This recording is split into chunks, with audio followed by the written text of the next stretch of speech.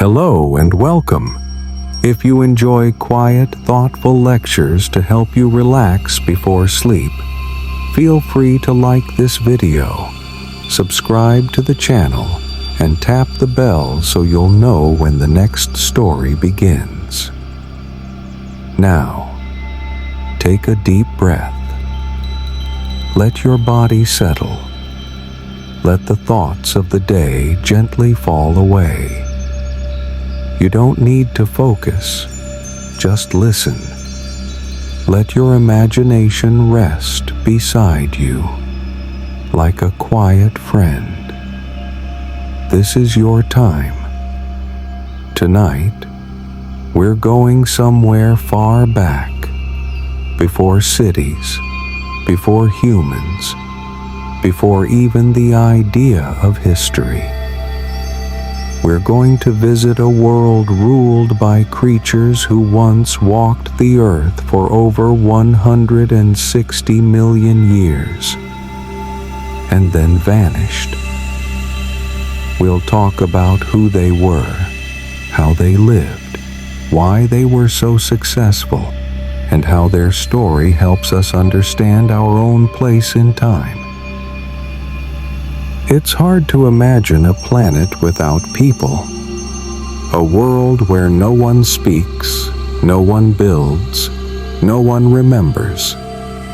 But for most of Earth's history, that was the only kind of world that existed. There were no roads, no languages, no lights at night, only stars, forests, and the sound of wind over land and sea. Long before the first humans ever appeared, the earth was ruled by creatures very different from us, but also strangely familiar. We call them dinosaurs, but to them, there were no names, no labels, no museums, just instincts, movements, cycles of day and night. They were the masters of their world, and they lived in harmony with its rhythms. Dinosaurs walked, ran, swam, and soared across every continent. Some were the size of birds, others larger than houses. They lived in deserts, jungles, and plains. They nested, hunted, ate, grew, and died, leaving behind only bones, footprints, and questions. Even today, millions of years after they disappeared, they still live in our imagination, in books, in films, in childhood dreams. We wonder what they looked like, how they moved, how they sounded, and maybe most of all, we wonder why they're gone and what that means for us. Dinosaurs were not a single species. They were a great family, diverse, adaptable, and wildly successful. They lived through changes in climate, continental drift, and natural disasters. And then, one day, it ended. But before that final chapter, their story was long, deep, and beautiful. And tonight, we will gently walk through the time before time to remember the age when they were here, and we were not. To understand the dinosaurs, we first need to step back even further, because they didn't arrive at the beginning. They were part of a much longer story, a story that began deep in the oceans, long before any creature walked on land. Hundreds of millions of years before the first dinosaur, life on Earth was already thriving, but in very different forms. This was the time of the Paleozoic era, which began over 540 million years ago. It lasted for nearly 300 million years, and during that time, life went through some of its most dramatic changes. In the earliest part of this era, all life was in the ocean. There were no trees, no birds, no mammals, just a rich, strange world beneath the waves. The seas were filled with creatures like trilobites, brachiopods, sea sponges, and early coral. Some had shells, some had soft, jelly-like bodies. Many of them looked like nothing we see today. Then, around 400 million years ago, some animals began to explore the land. Tiny plants were already growing along the edges of the water, simple mosses and liverworts. Over time, they became taller and stronger, leading to the first forests. Soon, insects followed.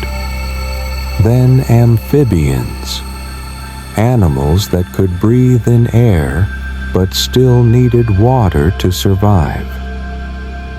By the late Paleozoic, the Earth was covered with dense forests, swamps, and giant insects, including dragonflies with wingspans as wide as eagles. Reptiles began to appear as well. They were small, fast, and better suited for dry land than amphibians. These early reptiles would one day give rise to the dinosaurs, but not yet. At the end of the Paleozoic era, about 250 million years ago, something catastrophic happened. Scientists call it the Permian extinction, and it remains the most severe mass extinction in Earth's history. More than 90% of marine species and over 70% of land species disappeared forever. The exact cause is still debated. It may have involved massive volcanic eruptions, climate collapse, ocean acidification, or all of these combined. Whatever the reason, the Earth was nearly emptied of complex life.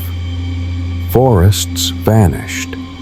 Coral reefs collapsed. Entire ecosystems were wiped away. But even in that silence, life was not gone. A few species survived, hidden in lakes, caves, or coastal places. Among them were some small, cold-blooded reptiles, ready to inherit a changed world. And in the next era, out of the ashes of loss, the dinosaurs would rise. The Earth had nearly gone silent. The forests were gone. The oceans were still. The skies, once filled with insects, now hung empty. It was the closest Earth had ever come to starting over. But life always finds a way to return. The Permian extinction, which occurred around 250 million years ago, was a turning point, an ending, and a beginning.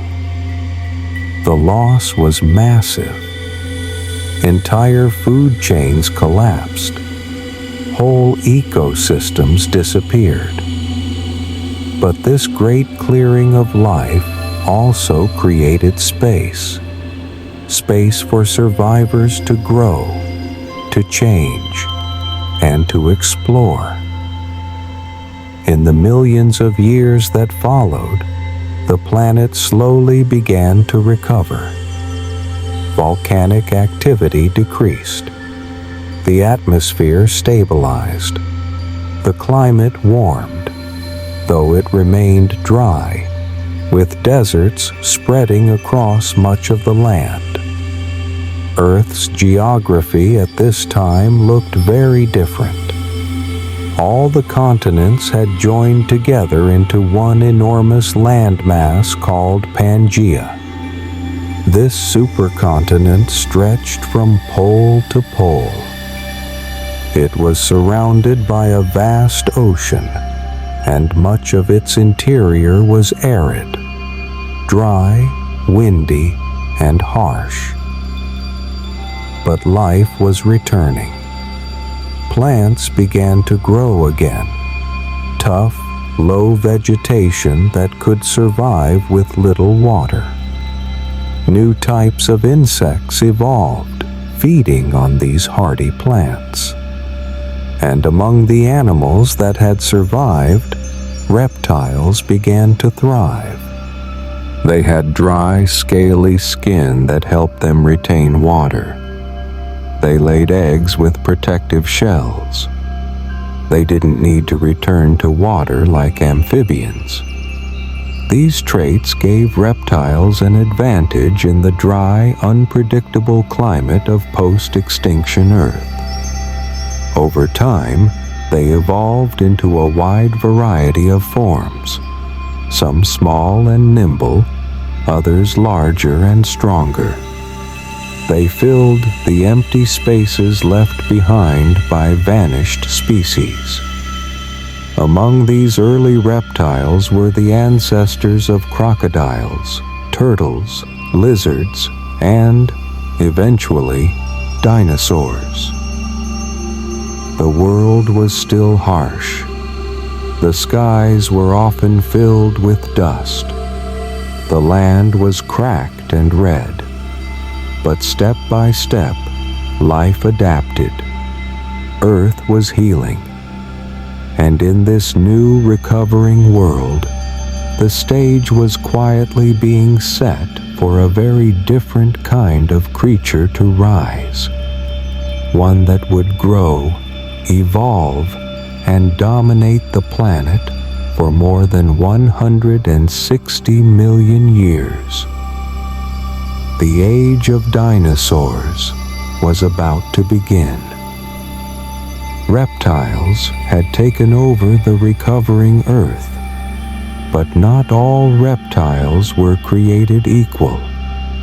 Some stayed small and simple.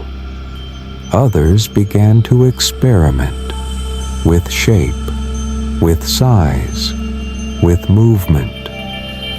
And among them, a very special group was quietly evolving. A group we would one day call dinosaurs. When most people hear the word dinosaur, they imagine anything that looks big, reptilian, and ancient. But scientifically, not every prehistoric reptile was a dinosaur, and not every dinosaur was huge or terrifying. So, what actually makes a dinosaur a dinosaur? It all comes down to anatomy, how their bones were built, how they stood, and how they moved. Dinosaurs were land-dwelling reptiles with a very specific posture. They stood with their legs positioned directly beneath their bodies, rather than splayed out to the sides like modern lizards or crocodiles. This upright stance allowed them to walk and run more efficiently, supporting much greater body weight and conserving energy. This may seem like a small detail, but it made a huge difference in how dinosaurs lived and evolved. Another key difference lies in their hip structure. Paleontologists divide dinosaurs into two major groups based on the shape of their hips. Sauriskia, the lizard-hipped dinosaurs. This group includes the theropods, like Tyrannosaurus rex and Velociraptor, and the sauropods, like Brachiosaurus and Diplodocus. Most theropods were meat-eaters and walked on two legs. Sauropods were enormous, long-necked herbivores that walked on all fours. Ornithischia, the bird-hipped dinosaurs. This group includes Triceratops, Stegosaurus, Ankylosaurus, and duck-billed dinosaurs. Most were plant eaters with heavy armor, crests, or horns. They developed unique ways of chewing and digesting tough vegetation. Ironically, despite the names, birds actually evolved from the lizard-hipped group, the Sauriskia, not from the bird-hipped Ornithischia. Confusing, perhaps, but evolution is rarely straightforward. True dinosaurs also had other traits in common. They laid eggs. They grew rapidly in early life. Many had hollow bones and evidence of feathers or feather-like structures, especially among the theropods. Over time, dinosaurs diversified into hundreds of species, from the chicken-sized to the house-sized, from fast runners to slow giants, from solitary hunters to social grazers. But all of them shared that unique combination: a strong posture, a specialized skeleton, and the ability to thrive on land in a world that was still changing. So, when we speak of dinosaurs, we're not just talking about ancient reptiles. We're talking about a specific, successful, and deeply varied branch of life. And in the next chapter, they would take their first steps into a new era, small, fast, and full of potential. Dinosaurs didn't begin as giants. They weren't the kings of their world. Not yet. In the beginning, they were just one group among many. Small, quick, trying to survive in a dangerous and crowded world. But something in their design made all the difference. The first dinosaurs appeared during the late Triassic period, around 230 million years ago. Earth was still recovering from the Permian extinction. The land was mostly dry, the climate hot and seasonal, with little rain and few forests. Pangaea, the giant supercontinent, still stretched across the globe, meaning much of the land was connected, but also subject to extreme conditions: intense heat in the summer, freezing temperatures in winter. In this environment, the early dinosaurs emerged. They were not the rulers of Earth, not yet. They were small, often no larger than a dog. They walked upright on two legs, with long tails for balance, and sharp eyes that scanned for danger. Many were fast runners, Some were carnivores, chasing insects, lizards, and smaller reptiles. Others were early plant eaters, lightweight and cautious, feeding on ferns and small leaves. Names like Eoraptor, Herrerasaurus, and Coelophysis mark some of the first true dinosaurs we know. Their skeletons show all the classic features: upright legs, hollow bones, specialized hips.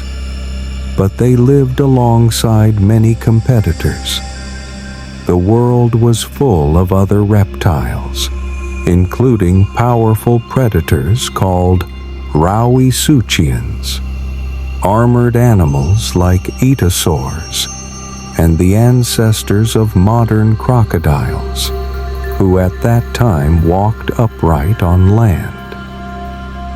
These other reptiles were often larger, stronger, and better established. Dinosaurs had to stay quick, stay alert, and adapt fast. Over millions of years, small changes began to give dinosaurs the edge. Their posture made them more agile.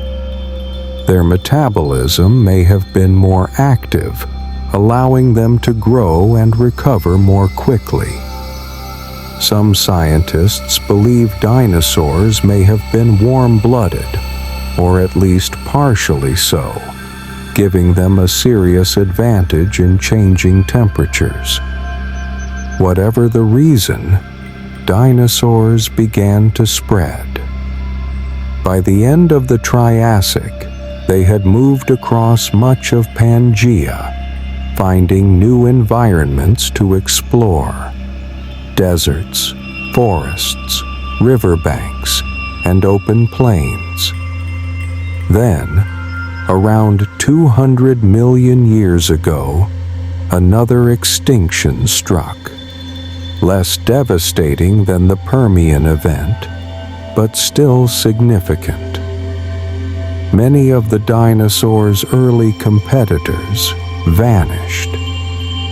The large predators, the armored reptiles, even many amphibians, gone. And with the field now open, dinosaurs stepped forward. In the next era, the Jurassic, they would grow in size, in shape, in power. But it all began here, with small, swift creatures who knew how to survive in a world that rarely gave second chances. Plavni Perechod. While the dinosaurs were beginning to find their place, the world beneath their feet was already in motion, because the land they walked on wasn't fixed. It was drifting, slowly, quietly, but always moving, and that movement would shape everything. During the Triassic and early Jurassic periods, Earth's land masses were joined together in a single, enormous supercontinent called Pangaea.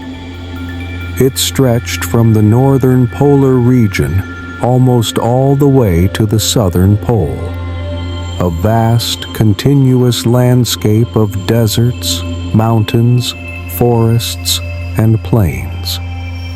This meant that animals, including early dinosaurs, could move freely across huge distances, from what we now call South America to Asia, from Africa to North America, all without crossing oceans. But Pangaea also had its challenges.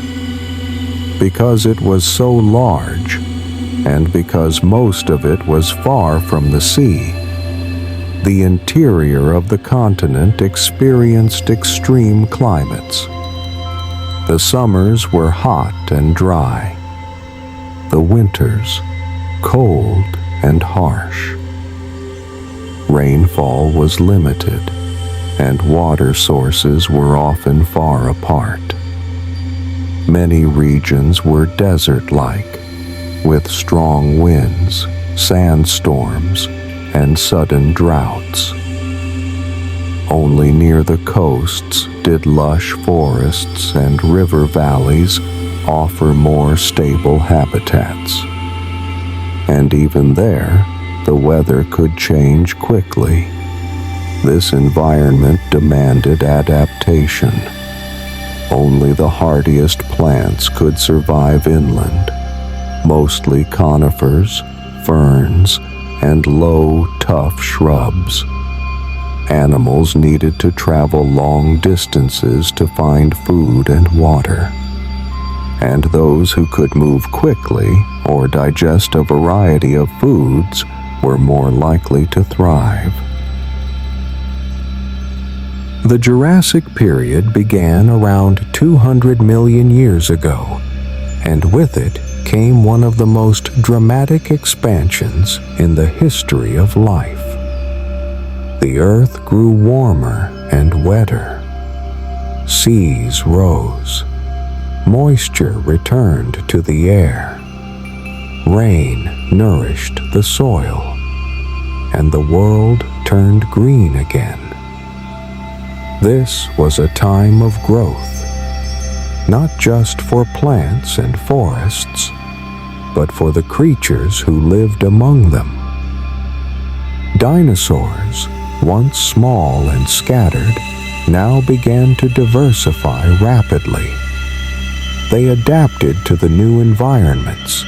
Some grew taller, others stronger, some faster, and others heavier than anything that had ever walked the earth. In the lush lowlands, massive plant-eating dinosaurs appeared.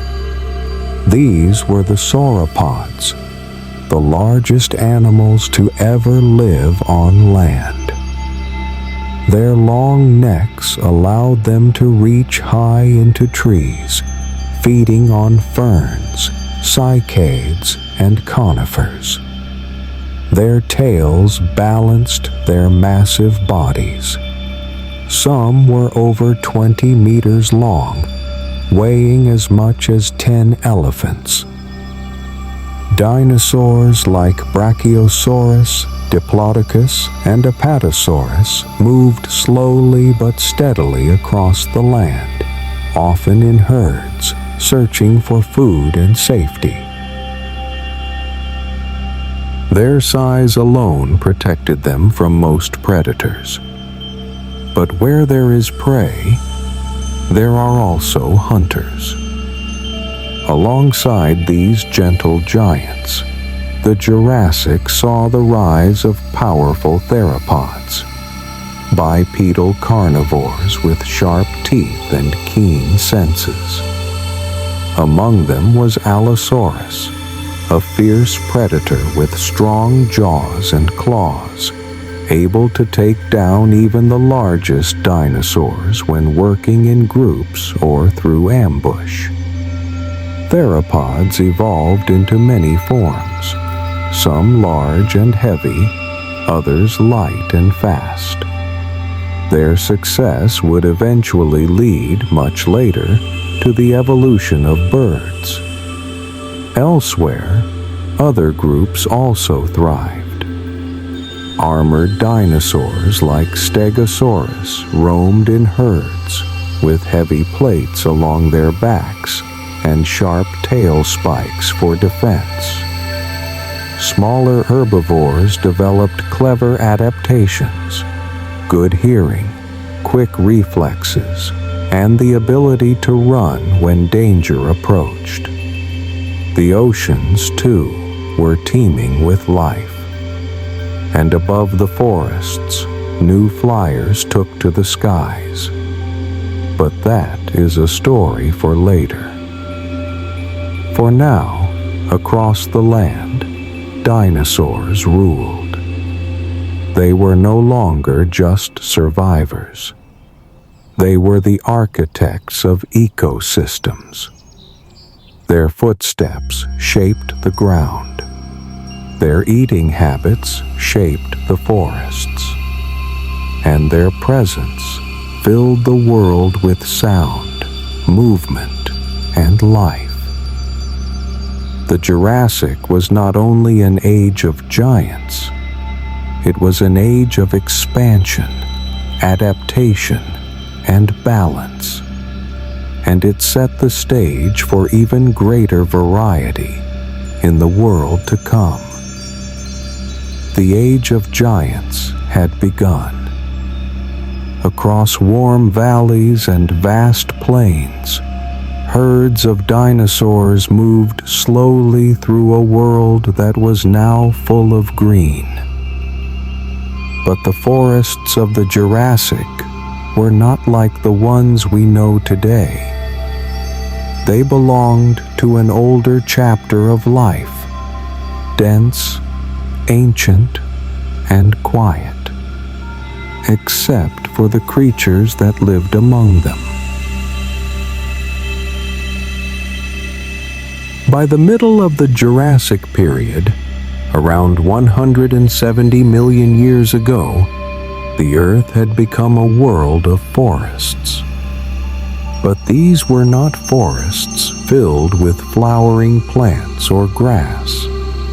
Grass did not yet exist, and flowers were still millions of years away. Instead, the land was covered with ancient plant groups, plants that had been evolving for hundreds of millions of years. The most common were ferns, with delicate fronds that uncurled in the damp shade. They covered the forest floors like green carpets. Alongside them grew cycads, plants that looked like a cross between palm trees and pineapples, with stiff leaves and thick trunks. Towering above all were the conifers, the ancestors of modern pines and redwoods. They formed tall canopies, casting shade and catching sunlight high above the ground. These plants reproduced without flowers. Instead, they used spores or cones and relied on wind to carry their pollen. In this green world, dinosaurs adapted their bodies and behaviors to feed, move, and survive. The long-necked sauropods browsed high into the canopy, sweeping their heads from side to side, stripping branches of leaves. Some species, like Brachiosaurus, had longer front legs than back legs, allowing them to reach even higher than others. Other sauropods fed closer to the ground, pulling ferns and cycads with peg-like teeth, swallowing food without much chewing, and relying on massive stomachs to do the work. Smaller plant eaters, like Stegosaurus, fed lower to the ground, using beak-like mouths to bite tough vegetation. Their bodies were armored, not for hunting, but for defense.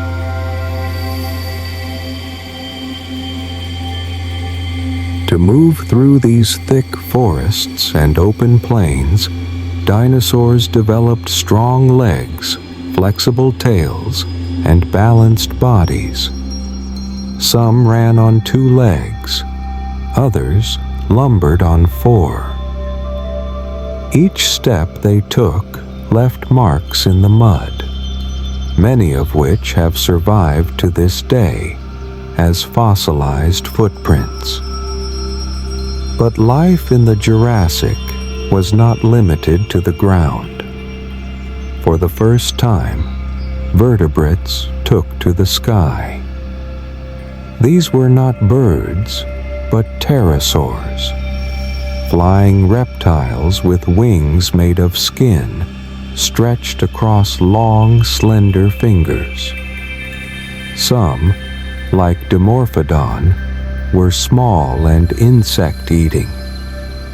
Others, like Pteranodon, would grow much larger later on. They soared above the forests, gliding on warm air currents, searching for prey, nesting spots, or simply space. Their appearance marked a new step in the history of life, the conquest of the air. And so, the Jurassic world was alive in every direction, in the soil, in the trees, across the land, and now, in the open skies above. In the quiet forests of the Jurassic, some dinosaurs stayed small and nimble. Others grew armored and defensive. But one group chose another path entirely. They grew enormous, not for speed, not for stealth, but for reach, for safety, and for survival. And in doing so, they became the largest land animals the world has ever known. The sauropods were a group of plant-eating dinosaurs that reached a size unmatched by any other creatures on land, before or since. They first appeared in the late Triassic, but during the Jurassic period, around 180 million years ago, they began to evolve into true giants. Species like Diplodocus, Brachiosaurus, Apatosaurus, and Camarasaurus measured up to 30 meters in length and weighed as much as 70 tons, more than 10 fully grown elephants. How did they get so big?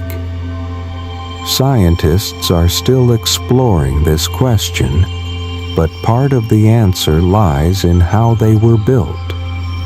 Sauropods had long, pillar-like legs to support their weight, and long counterbalancing tails for stability. Their bones were filled with air pockets, making them lighter than they appeared, and their necks were among the most extraordinary adaptations in Earth's history. Some sauropod necks reached 15 meters in length, but unlike giraffes, sauropods had many small vertebrae, each connected by a system of ligaments and air sacs. This allowed the neck to stay strong, but flexible and light. Why such long necks? There are several theories. One suggests they allowed sauropods to feed high in the trees, reaching leaves that no other herbivores could access. Another theory proposes they could sweep their necks across wide areas without having to move their massive bodies, saving energy. It's possible they also helped with cooling, releasing excess body heat over a large surface. And in some species, the neck may have been used for display or even gentle combat between rivals. Whatever the reason, the long neck was key to their success. But being large also meant they had to eat a lot. Some scientists estimate that a full-sized sauropod needed to eat hundreds of kilograms of plants each day. To do this, they likely grazed almost constantly, plucking leaves with simple peg-like teeth, swallowing without much chewing, and relying on large fermenting stomachs to break down the food slowly. They likely had multi-chambered digestive systems, similar to modern cows, and their huge size helped retain heat and process food efficiently. Despite their bulk, sauropods may have grown very quickly. Fossil evidence suggests that some could reach full size in as little as 20 to 30 years, an astonishing pace for such a massive animal. Their young likely hatched from eggs no bigger than a football. Vulnerable at first, they grew rapidly to avoid predators. And speaking of predators, very few dared to attack a fully grown sauropod. Their sheer size was their greatest defense. But juveniles may have traveled in herds, protected by numbers and by the watchful eyes of adults. Sauropods lived on every continent, from North and South America to Africa, Asia, and even Antarctica. They were gentle giants, slow-moving but deeply successful, and their bones, discovered in deserts and cliffs today, remind us of just how big life can become when the conditions are right.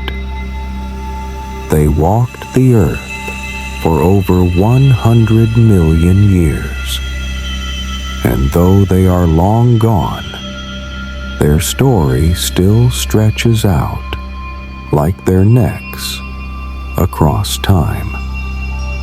While the great sauropods shaped the forests by their size and appetite, they were not alone. Across those same plains and valleys, other dinosaurs were watching. Quieter, faster, sharper. Not plant eaters, but hunters. And their world was built on movement, instinct, and precision.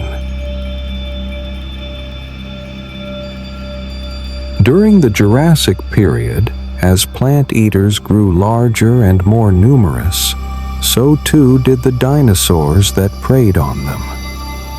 These were the theropods, bipedal carnivores with powerful jaws, sharp teeth, and strong, grasping claws.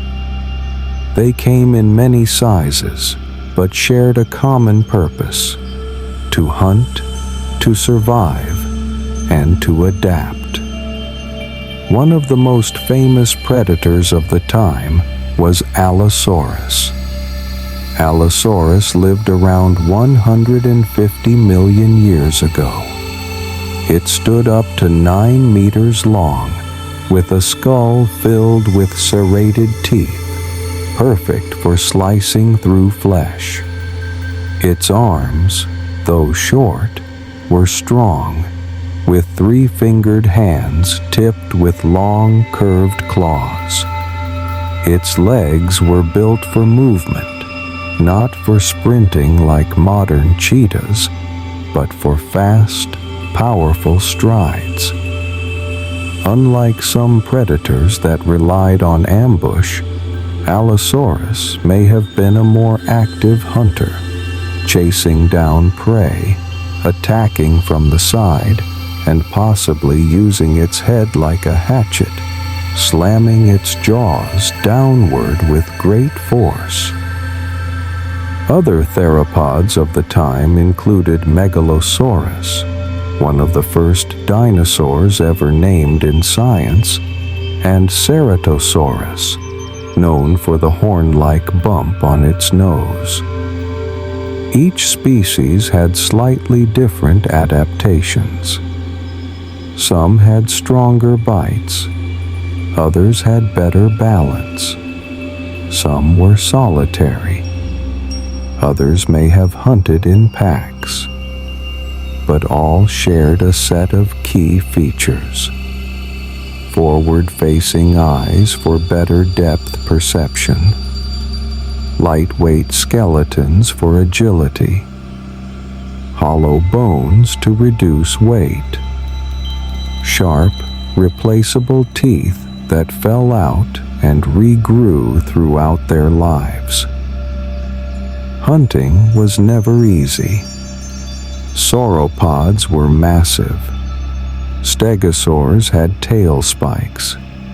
Herds meant protection in numbers, so predators had to be strategic. Some may have targeted the young, the old, or the sick. Others may have ambushed prey near water or coordinated in loose groups to surround their target. We can't say exactly how they hunted, but fossil evidence gives us clues. Bite marks on bones, injuries that healed, and trackways that show predator and prey moving in tense parallel. Predators were not mindless killers. They were animals, each with instincts, patterns, and roles in the ecosystem, and they were essential. By keeping herbivore populations in balance, they shaped the forests indirectly. By competing with each other, they evolved ever sharper senses and more refined bodies. Some of the theropods from this period would eventually give rise to astonishing descendants. But that story is still to come. For now, in the world of the Jurassic, the ground shook not only from the weight of giants, but from the hunt. Fast, fierce, and always watching. While giant dinosaurs ruled the forests and plains, they did not rule the world alone. Far from the trees, beneath the waves, and high above the canopies, other creatures were carving out their own kingdoms.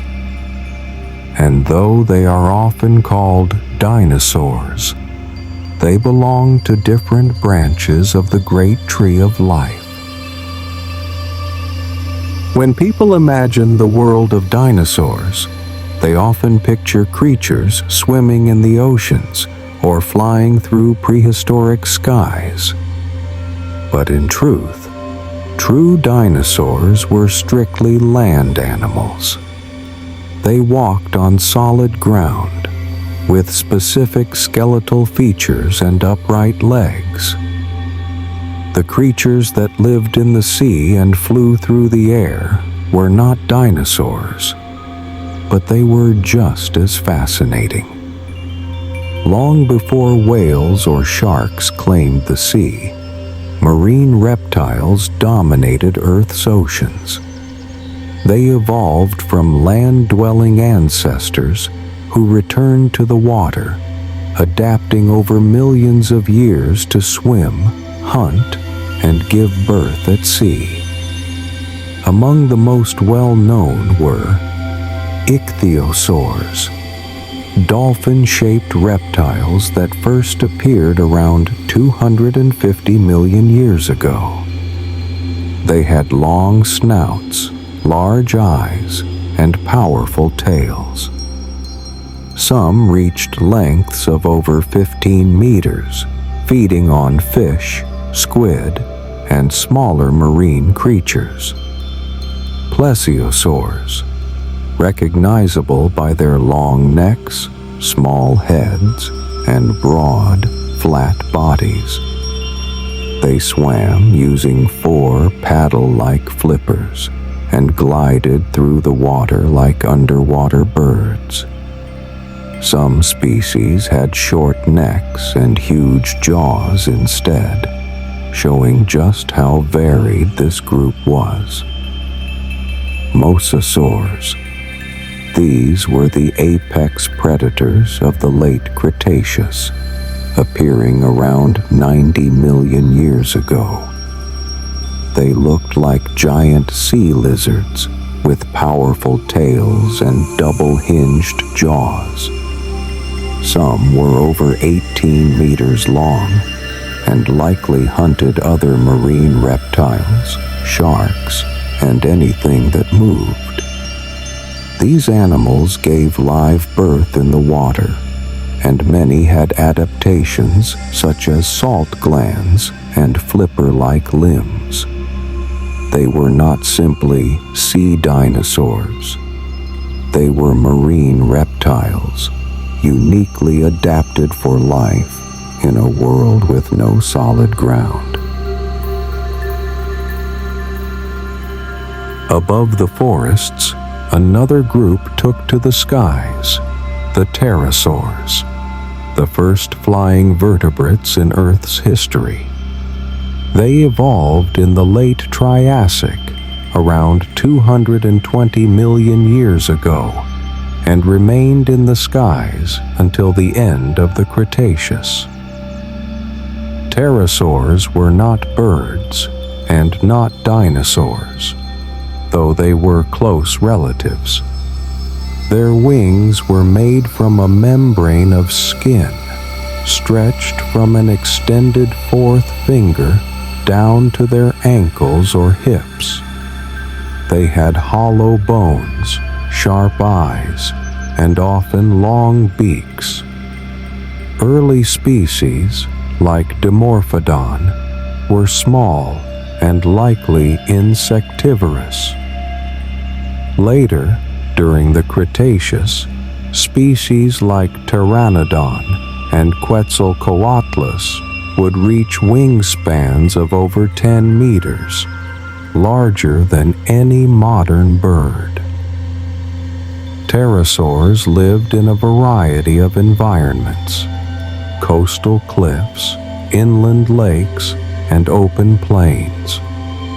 Some may have soared like albatrosses, others flapped rapidly like bats.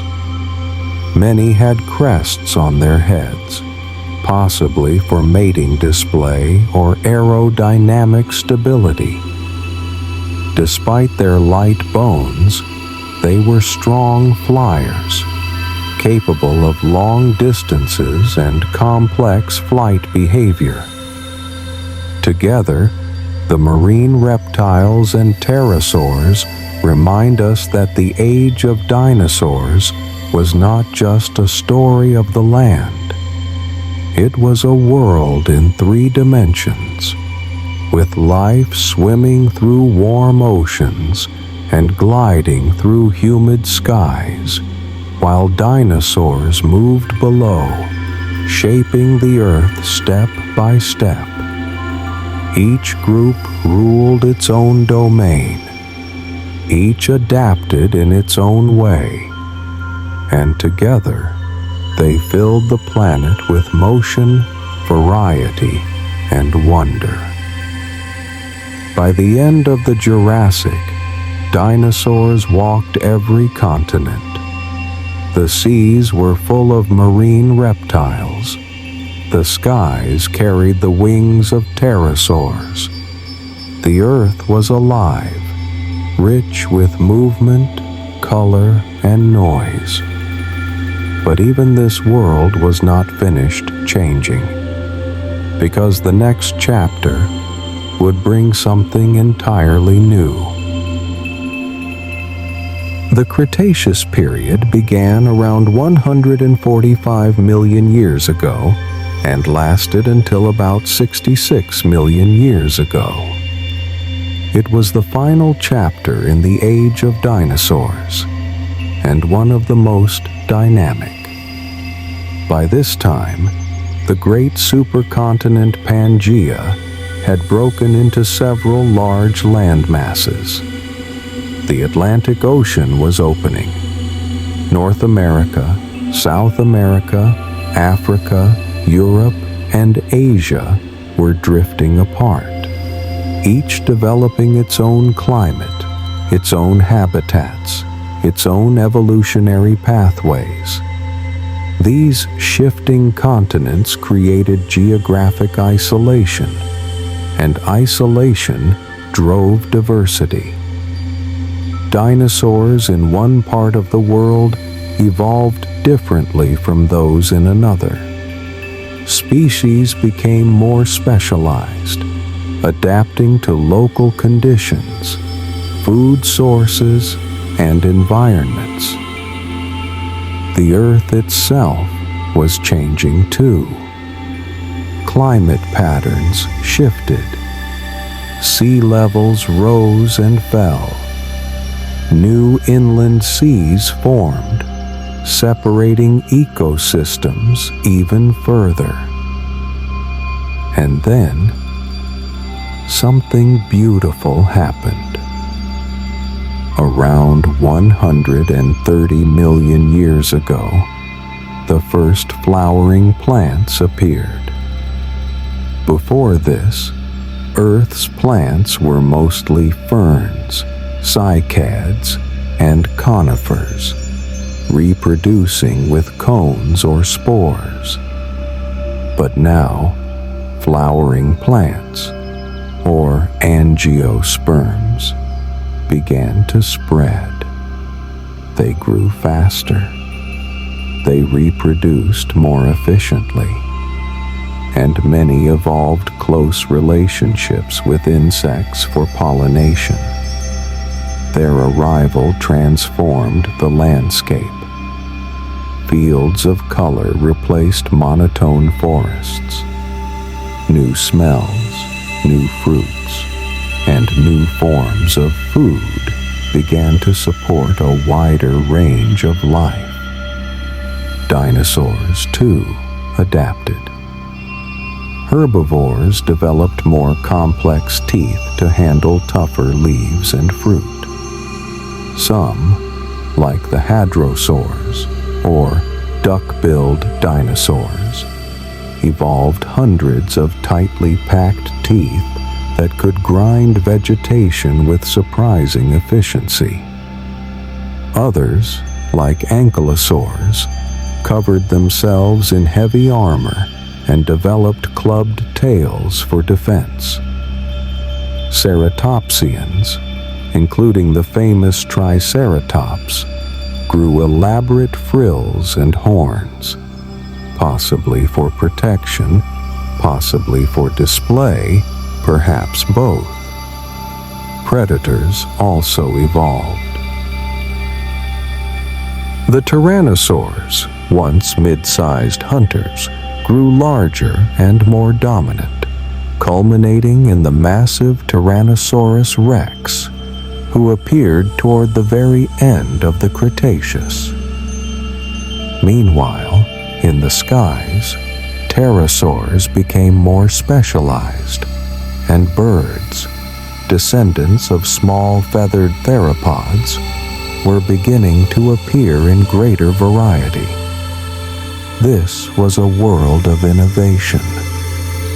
Faster, more colorful, more connected.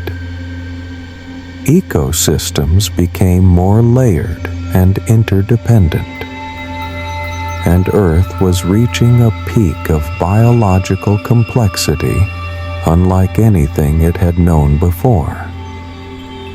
But even as life flourished, something unknown was drawing closer, something that would bring this vibrant world to a sudden, final pause. But before that ending, the Cretaceous gave us the most advanced, the most evolved, and the most mysterious dinosaurs of all. By the end of the Cretaceous, dinosaurs had reached their peak. They filled every corner of the earth, from swamps to forests, mountains to plains.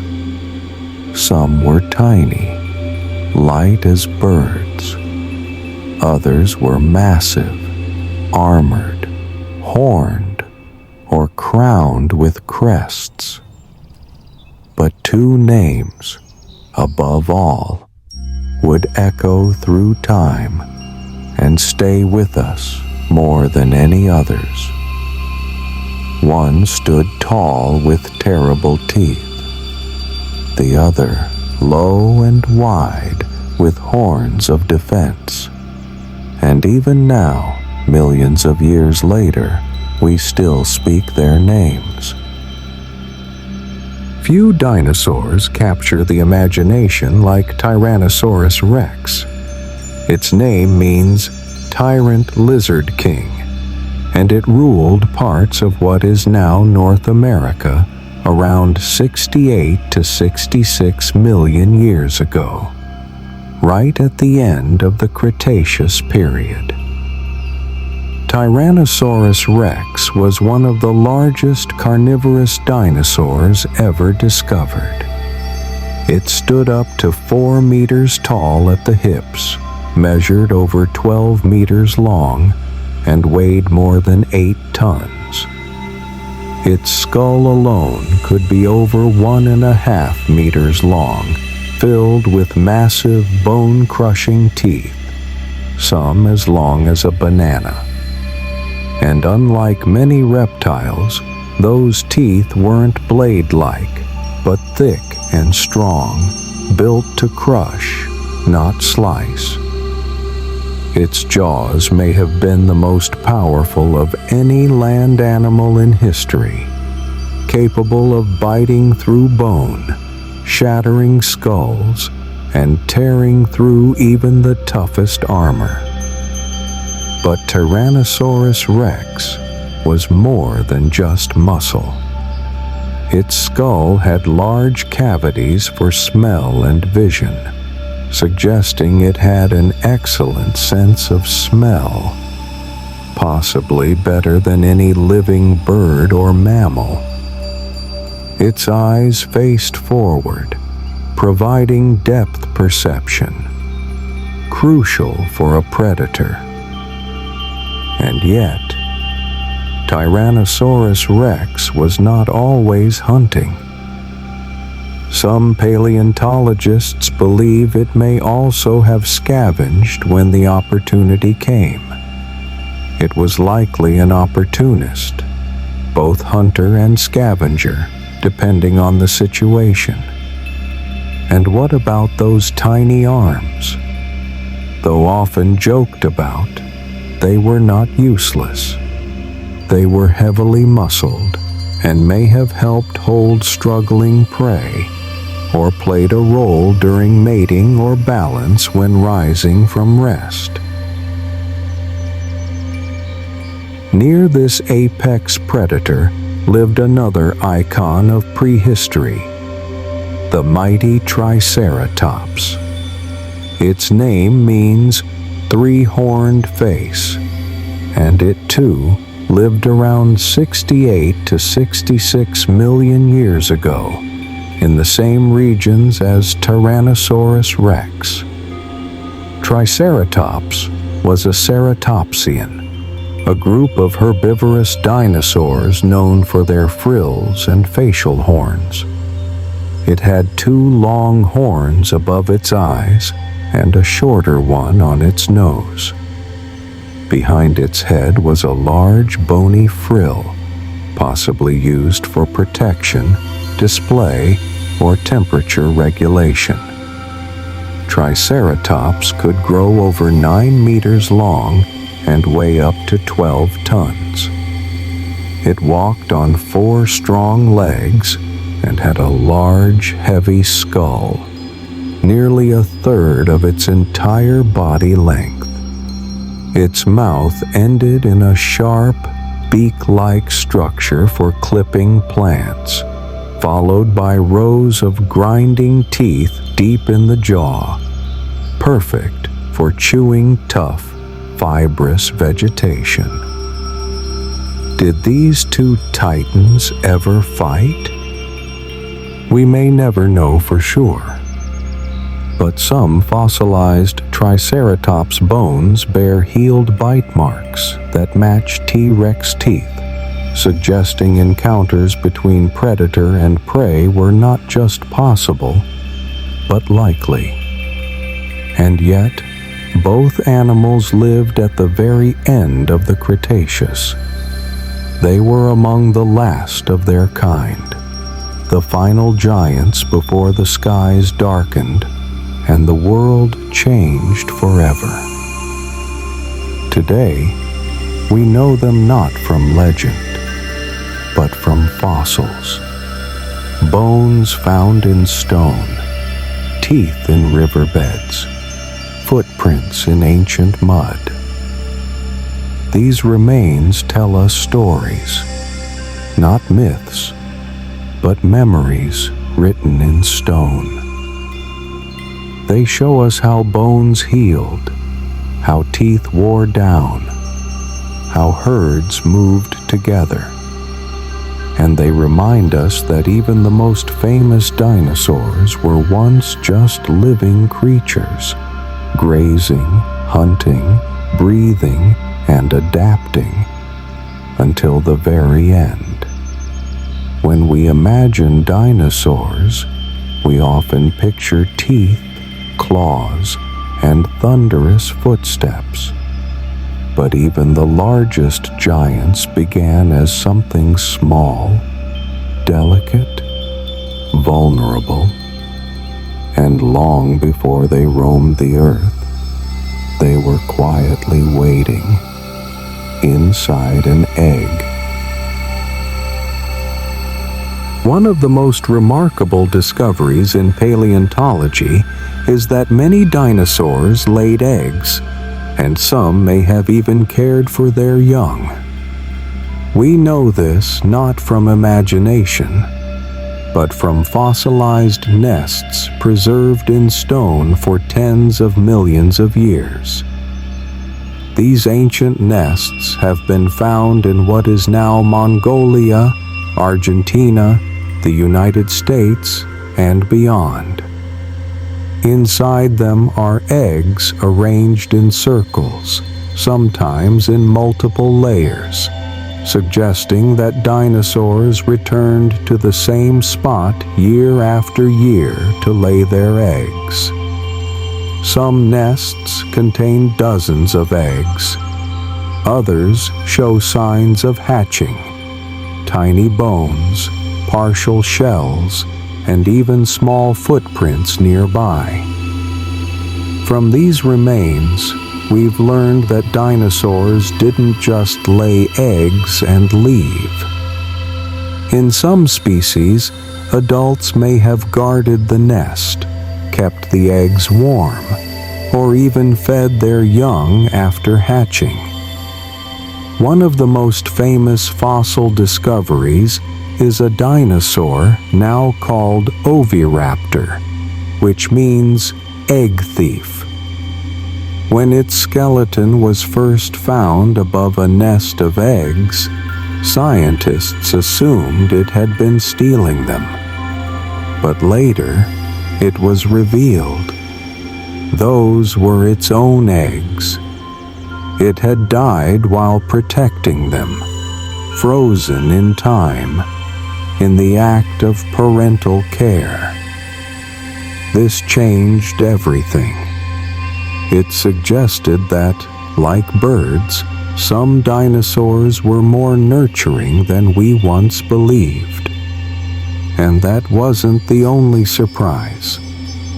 Fossilized embryos, tiny skeletons preserved inside unhatched eggs, have shown that baby dinosaurs developed quickly. Some species may have hatched with open eyes, ready to walk within hours. Others likely stayed in the nest longer, depending on their parents for warmth or food. As for growth, dinosaurs grew fast. Some, like sauropods, may have gone from the size of a house cat to several tons in just a few decades. Their bones show growth rings, like trees, lines that mark pauses in growth, often caused by seasons, stress, or lack of food. From these rings, scientists can estimate how long a dinosaur lived, how fast it grew, and even whether it experienced illness or injury. And how do we know all this? Through careful study of fossils, not just bones, but eggshell fragments, tooth marks, nesting sites, and even rare impressions of skin, feathers, or soft tissue. CT scans, microscopes, and modern technology help scientists peek inside stones without breaking them. And new discoveries happen every year. Each fossil adds another detail to the picture we're still building, not just of how dinosaurs looked, but how they lived. They weren't just cold-blooded monsters. They built nests. They protected their young.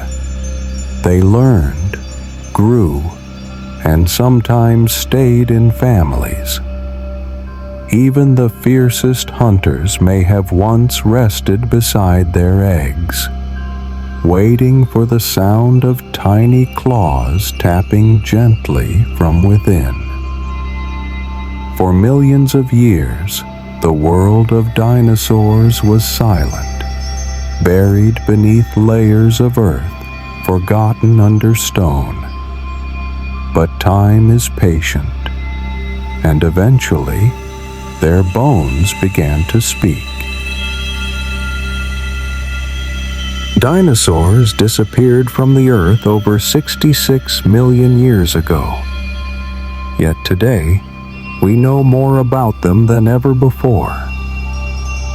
The science that makes this possible is called paleontology, the study of ancient life through the evidence left behind. That evidence comes in many forms. The most familiar are fossils, the preserved remains of once living organisms. These include bones, teeth, claws, eggs, and even feathers or skin impressions. Fossils form over time when an animal dies in just the right conditions, often in mud, sand, or ash. Over thousands, then millions of years, minerals slowly replace the original tissue, turning bone to stone. What's left is not the actual bone, but a rock shaped like it, a perfect copy of the past.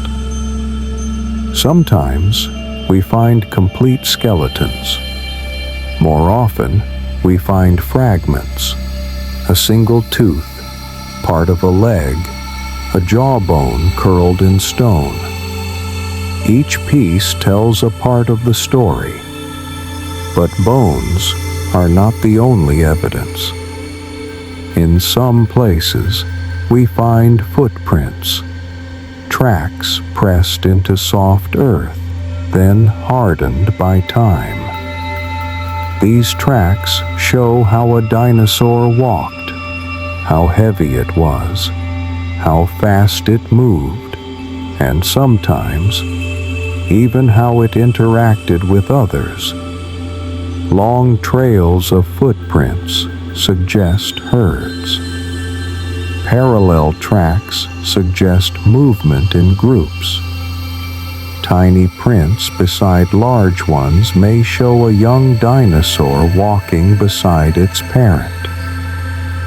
We also study coprolites, fossilized droppings, which reveal what a dinosaur ate, and gastroliths, smooth stones found in the stomachs of some plant eaters used to help grind food.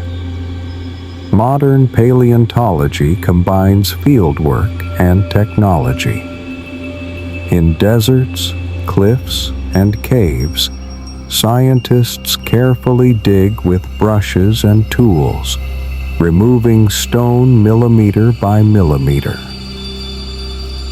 In laboratories, they scan fossils with CT machines, look through microscopes, and even build 3D models to test how dinosaurs might have moved or sounded. But for all we've learned, so much remains unknown. We don't know the exact colors of most dinosaurs, though some preserved feathers suggest patterns and pigment. We don't fully understand how they communicated. Did they roar, chirp, hum through hollow bones? We may never know how intelligent they were, what emotions they felt, or how it really looked to stand beneath a towering sauropod or hear the footsteps of a T-Rex in the distance. What we do know comes from evidence, imagination, and care. A puzzle assembled piece by piece from a world long gone. And with every fossil uncovered, we're reminded the past is not lost. It's waiting just beneath our feet. For more than 160 million years, dinosaurs had walked the earth. They had adapted, survived, and flourished. Through shifting continents, changing climates, and new evolutionary challenges, they endured. But every story has an ending, and this one came quickly.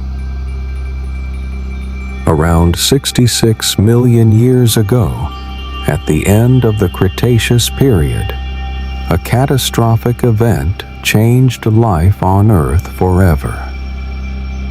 The most widely accepted explanation is the asteroid impact theory. According to this theory, a massive asteroid, estimated to be about 10 kilometers wide, struck the Earth near what is now the Yucatan Peninsula in Mexico. The impact created a crater over 180 kilometers wide and released more energy than 1 billion atomic bombs.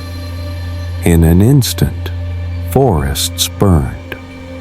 Tsunamis raced across oceans. Shockwaves circled the globe. But the true devastation came in the days, weeks, and years that followed. Dust and ash rose into the atmosphere, blocking sunlight around the planet. Photosynthesis stopped.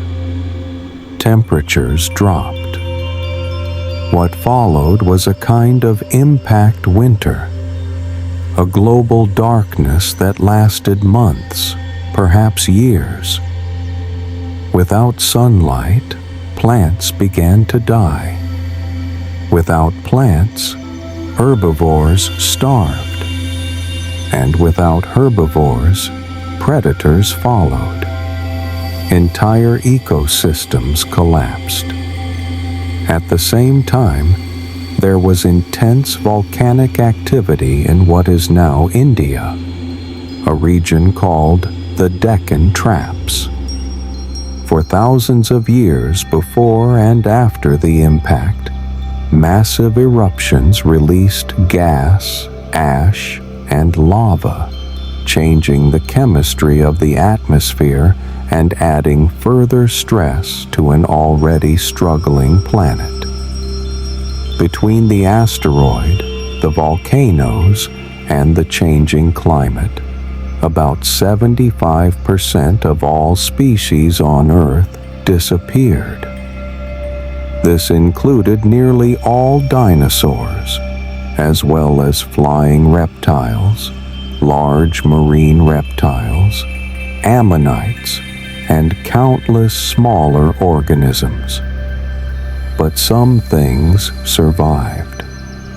Small mammals, certain birds, insects, plants, fish.